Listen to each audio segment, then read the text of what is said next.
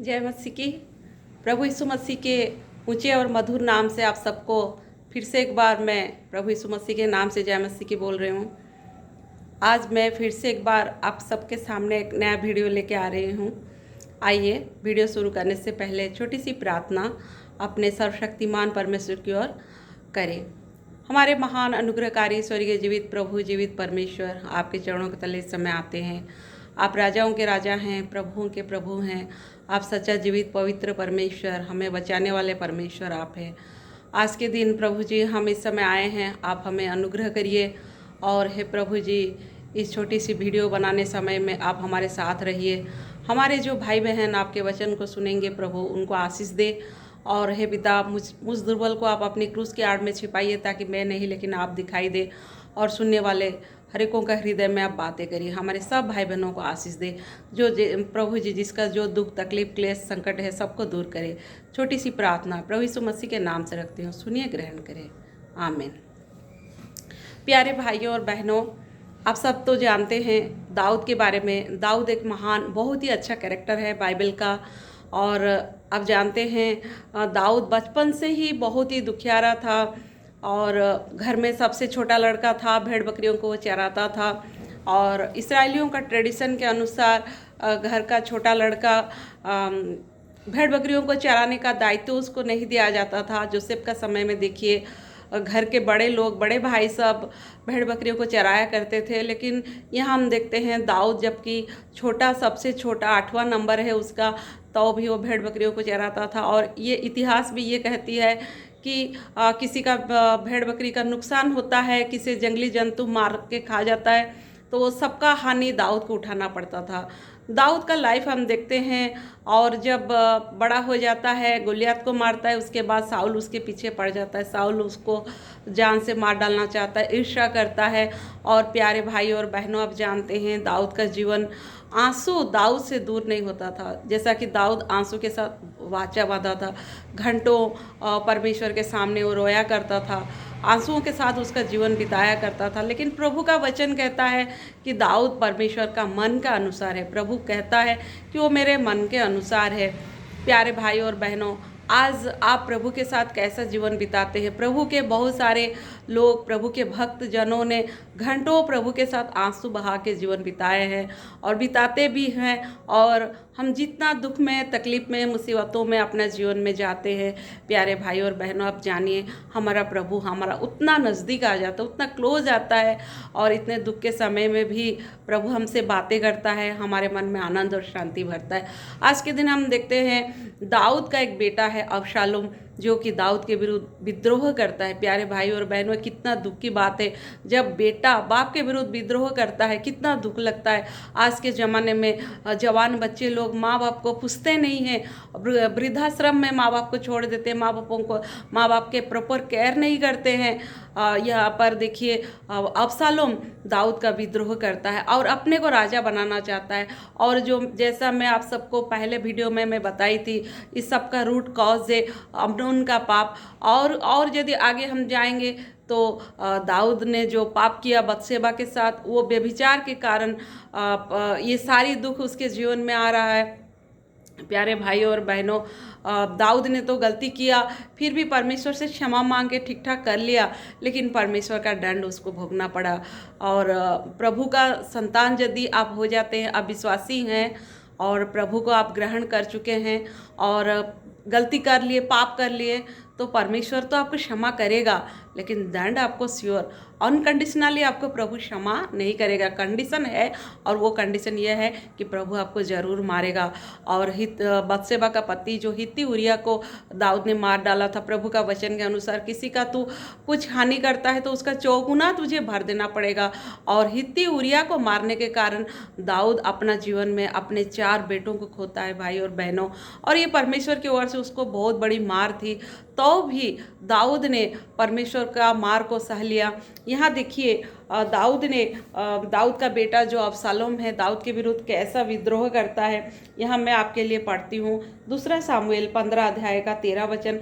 तब किसी ने दाऊद के पास आकर यह समाचार दिया, इसराइली मनुष्यों के मन अबशालोम की ओर हो गया है तब दाऊद ने अपने सब कर्मचारियों से जो यरूशलेम में उसके संग थे कहा, आओ हम भाग चले, कहीं ऐसा ना हो तो हम में से कोई भी अबशालोम से ना बचेगा, इसीलिए फुर्ती करके चले चलो, ऐसा ना हो कि वो फुर्ती करके हमें आ घिरे और हमारी हानि करे और इस नगर को तलवार से मार ले।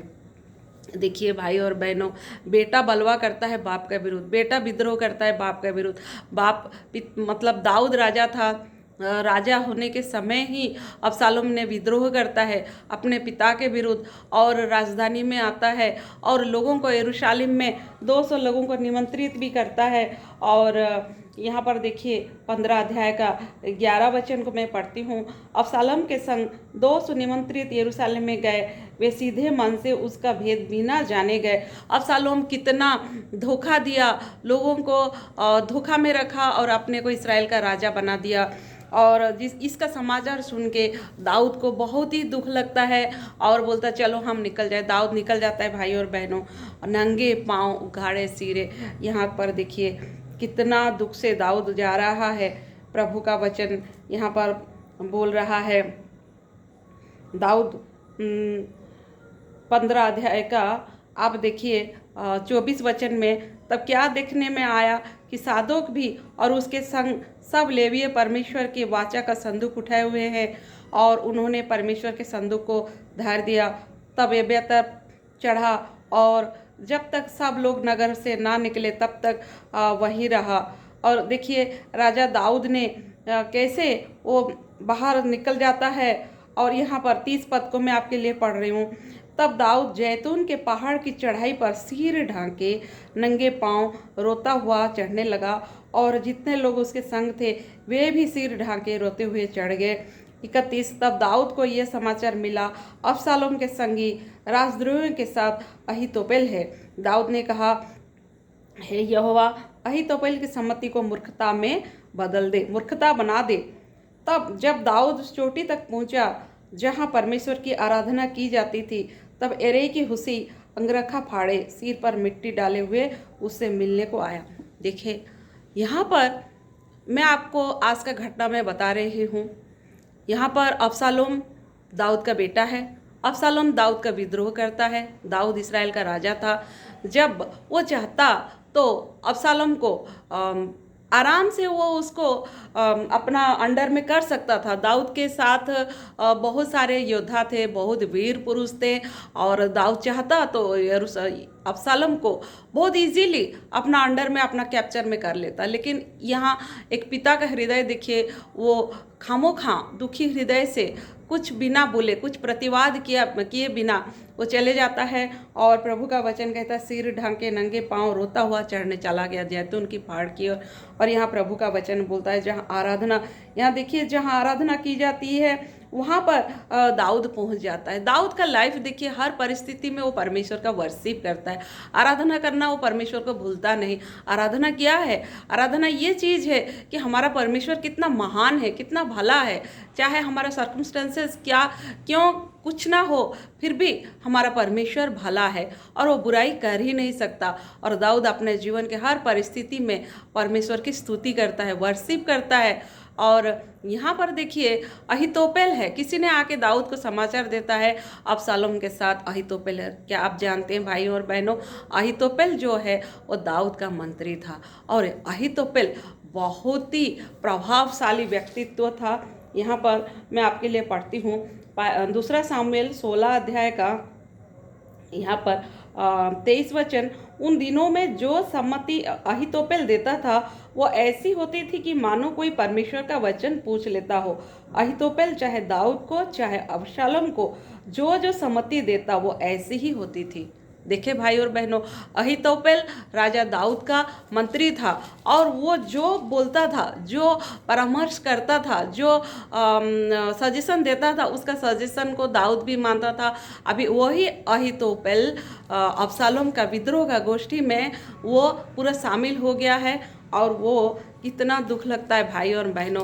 कोई अबशालोम को ये नहीं समझाता है कि दाऊद तुम्हारा पिता है, तुम उसके विरुद्ध क्यों बलवा करते हो। लेकिन अहीतोपेल ऐसे मंत्रणा देता है और बहुत ही खतरनाक मंत्रणा देता है कि अपना पिता को अबशालोम कैसा मार डालेगा, उसका मंत्रणा देता है।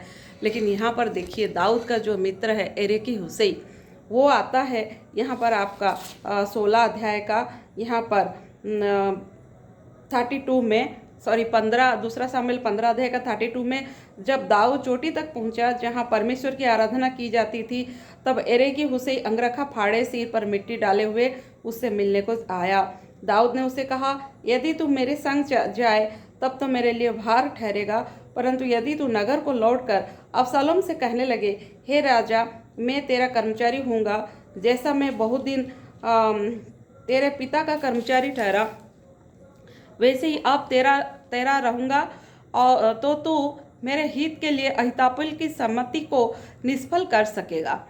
और क्या वहाँ तेरे संग सादोक और अब्यातार याजक ना रहेंगे?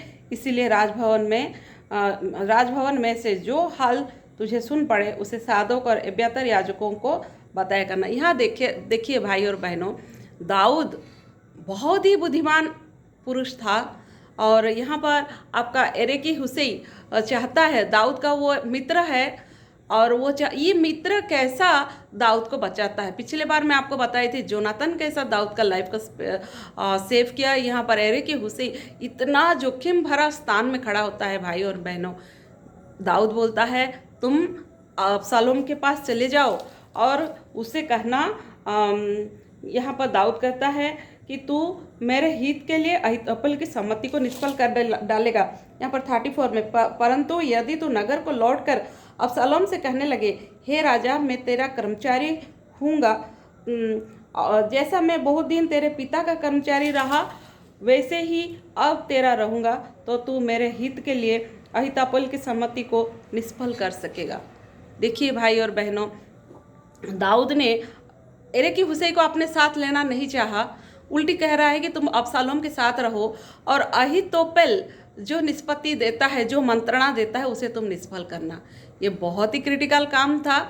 जैसा कि अबशालोम के साथ रहेगा, अबशालोम को बोलेगा कि मैं तेरी और हूँ, लेकिन अंदर में वो दाऊद की तरफ है। देखिए भाई और बहनों, और वो इतना जोखिम भरा स्थान में है, थोड़ा सा भी ऊंच नीच हो गया, थोड़ा सा भी बाय मिस्टेक को कुछ गलती कर दिया तो अबशालोम उसको मार डालता। लेकिन एरेकी हुसै भी बहुत ही बुद्धिमानी से काम करता है। यहाँ देखिए दूसरा शामिल 16 अध्याय में मैं आपको पढ़ती हूँ 15 वचन से।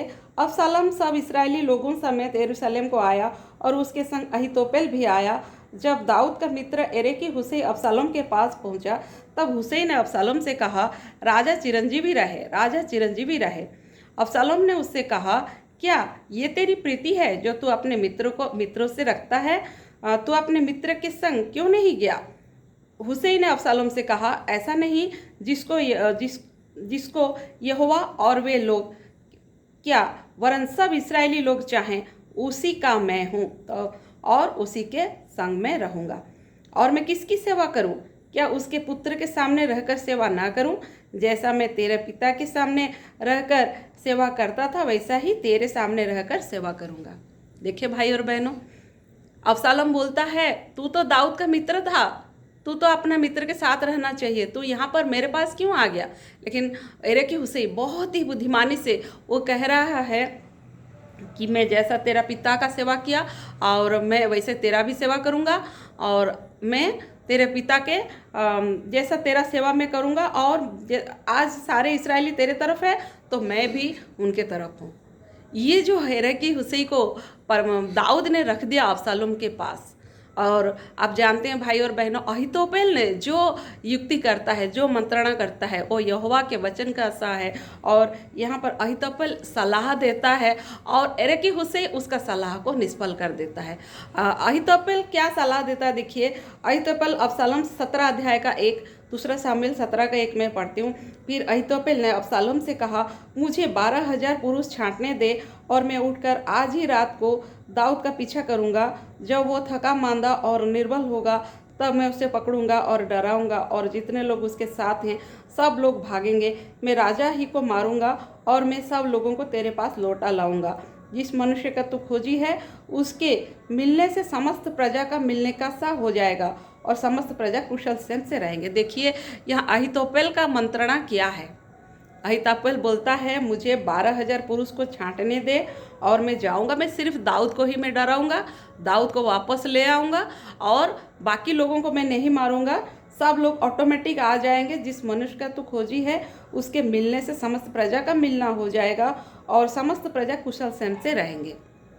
ये है अहीतोपेल का मंत्रणा और सबको ये मंत्रणा अच्छा लगा, लेकिन परमेश्वर की ओर से ये सब चीज़ें हो रही है। हुसै एरे की हुसै का क्या सलाह है 5 पद में। फिर अबशालोम ने कहा एरे की हुसै को भी बुला ला और जब वो कहेगा हम उसे भी सुने। तब हुसै अबशालोम के पास आया। तब अबशालोम ने उससे कहा अहीतोपेल ने तो इस प्रकार की बात कही है, क्या हम उसकी बात माने कि नहीं? यदि नहीं तो तू कह दे। हुसै ने अबशालोम से कहा जो सम्मति अहीतोपेल ने इस बार दी वो अच्छा नहीं। फिर हुसै ने कहा तू तो अपने पिता और उसके जनों को जानता है कि वे सूरवीर हैं और बच्चा छीनी हुई रिछनी के समान क्रोधित होंगे।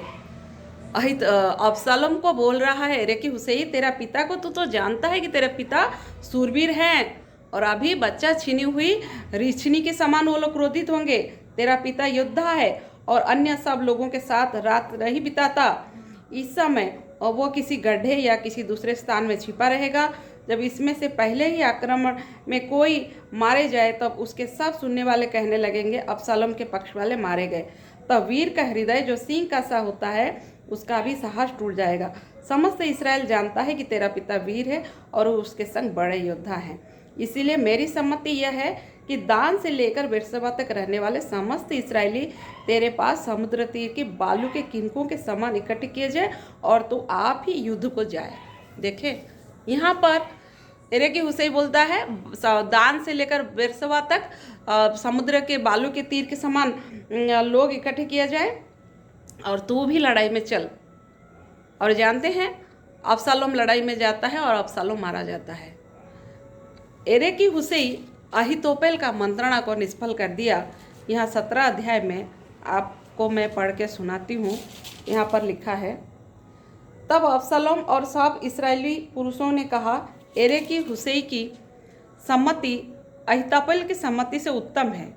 यहोवा ने तो अहीतोपेल की अच्छी सम्मति को निष्फल करने की ठान ली थी कि वो अबशालोम ही पर विपत्ति डाले। देखिए भाई और बहनों, ये सब काम यहोवा की ओर से हुआ। यदि लोग अहीतोपेल का बात को मान जाते, अबशालोम यदि मान जाता, निस्संदेह दाऊद मारा जाता। लेकिन परमेश्वर ने इसे किया अहीतोपेल के मंत्रणा को निष्फल करने के लिए वहाँ पर एरे की हुसै को डाल देता है और एरे की हुसै ऐसा मंत्रणा देता है कि उसका मंत्रणा अच्छा लगता है। और एरे की हुसै क्या करता है, जो मंत्रणा देता है सादोक याजक और एब्यातार याजक ये दोनों के द्वारा जाके बता देता है और उनके बेटों ने अहीमास और योनातान जाके दाऊद राजा को समाचार दे देते हैं कि इस स्थान पे तुम डेरा मत डालो, राजा यहाँ पर मत ठहरे क्योंकि वहाँ पर आज अबशालोम चढ़ाई करने वाला है। देखिए भाई और बहनों, साउल के हाथ में परमेश्वर ने दाऊद को पढ़ने नहीं दिया, अभी अबशालोम के हाथ में भी परमेश्वर ने दाऊद को पढ़ने नहीं दिया। ये अनदेखी रीति से, अदृश्य रीति से परमेश्वर ही बचाता है। साउल जब एक राजा था, राजा यदि किसी को मारना चाहे निसंदेह वो मार सकता है, इजीली मार सकता है। दाऊद कभी अदुल्लाम गुफा में, कभी पारान जंगल में और कहाँ कहाँ जाके छिपा करता है। लेकिन क्या आप जानते हैं परमेश्वर ने दाऊद को साउल के हाथ में पड़ने नहीं दिया। इसके पीछे कौन काम करता है? ये परमेश्वर का हाथ ही था। प्यारे भाई और बहनों, परमेश्वर आज आपको बचाता है, हर एक विश्वासी को परमेश्वर बचाता है, रक्षा करता है। अहीतोपेल का मंत्रणा को जैसा अबशालोम के पास अहीतोपेल रह कर के जो मंत्रणा दिया उसको एरे की हुसै ने निष्फल कर दिया। एरे की हुसै ने यदि निष्फल नहीं करता तो निसंदेह दाऊद मारा जाता। परमेश्वर का ये योजना था दाऊद के जीवन में, जो 2 दोस्त दिया था परमेश्वर, एक योनातान और एक एरे की हुसै। एरे की हुसै यदि नहीं रहता तो अहीतोपेल का मंत्रणा को मान लेते, लेकिन ये सारी चीज़ें परमेश्वर की ओर से हुआ और अहीतोपेल का बात को कोई नहीं सुना। और जानते हैं बाद में अहीतोपेल क्या करता है, अपने आप को फांसी चढ़ा के मर जाता है, क्योंकि उसका मंत्रणा काम नहीं दिया, उसका युक्ति नहीं चला। वो दाऊद का बहुत ही बड़ा दुश्मन था, दाऊद को मार डालना चाहता था अहीतोपेल, क्योंकि एलियाम की बेटी जो बत्शेबा, एलियाम अहीतोपेल का बेटा था। ऐसा देखा जाए तो नतनी है बत्शेबा अहीतोपेल का, और बत्शेबा के साथ दाऊद ने जो कुकर्म किया था, हित्ती उरिया मर गया था, शायद इसका वो रिवेंज लेना चाहता था। प्यारे भाइयों और बहनों, आज हमें हमारा प्रभु ऐसे प्रेम करता है। जोखिम भरा स्थान में रह करके एरेकी हुसैन ने बचाया, दाऊद को बचा दिया। यदि जानता अबशालोम तो एरेकी हुसैन का मौत हो जाता, लेकिन वहाँ रह के अहीतोपेल का मंत्रणा को निष्फल करना ये कोई मामूली बात नहीं था। प्यारे भाइयों और बहनों, हमारा प्रभु यीशु मसीह भी आज हमको हर पल हर घड़ी बचाता है, रक्षा करता है। शत्रु की युक्ति जो हमारे लिए जो युक्ति रहता है, उसको हमारा प्रभु हमारा परमेश्वर निष्फल कर देता है और हमें बचाता है। सो प्यारे भाइयों और बहनों, हमारा प्रभु की ओर हमें दृष्टि लगानी चाहिए और जानना चाहिए हमारे प्रभु कैसे हमको अदृश्य रीति से हर समय हर घड़ी बचाता है। दाऊद बच गया, ये मत सोचिए कि दाऊद अपने बल से बच गया, अपने ताकत से बच गया, अपने सामर्थ्य से बच गया, लेकिन वो परमेश्वर था जो दाऊद को साउल के हाथ में पड़ने नहीं दिया। आज वही परमेश्वर आपको बचाता है, मुझे बचाता है, सेव करता है, रक्षा करता है। प्रभु चाहता है कि हम उद्धार पाएं, प्रभु को ग्रहण करें, अपना हृदय में प्रभु को स्थान दें और आने वाले कोप से बच जाएं। आइए प्रार्थना करेंगे। हमारे महान अनुग्रहकारी स्वर्गीय जीवित प्रभु, जीवित परमेश्वर, आपके पवित्र वचन के लिए धन्यवाद देते हैं। प्रभु, ये वचन में आप हमसे बातें करिए, कैसा अहीतोपेल के मंत्रणा को एरेकी हुसैन ने निष्फल कर दिया। प्रभु, आज शत्रु भी हमारे विरुद्ध कितना युक्ति डालता है और हमें मार डालना चाहता है, हमारा परमेश्वर हमको बचाता है, रक्षा करता है। सब बातों के लिए धन्यवाद देती हूँ। हमारे भाई बहनों के हृदय में काम करे। छोटी सी प्रार्थना प्रभु यीशु मसीह के नाम से रखते हैं, सुनिए, ग्रहण करिए। आमीन। जय मसीह की।